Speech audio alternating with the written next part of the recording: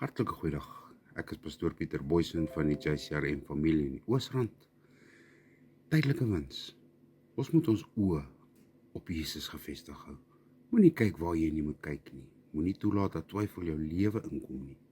Moenie jou ewige erfborsie vir 'n bakkie lensiesop verruil nie. Ons lees in Genesis 23 vers 30 dat Esau honger was. Daarom het hy, om bloot sy tydelike honger te stil, sy erfborsie vir 'n bakkie sop verruil. Moenie dit doen nie. Moenie jou wonderlike toekoms weggooi vir iets wat slegs tydelik is nie. Jy moenie twyfel aan God se belofte nie.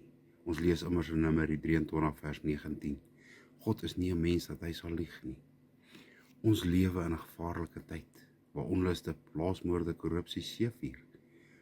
Wanneer dit egter vir jou lyk of daar geen meer hoop is nie, dit is die tyd om jou oë op Jesus gefestig te hou.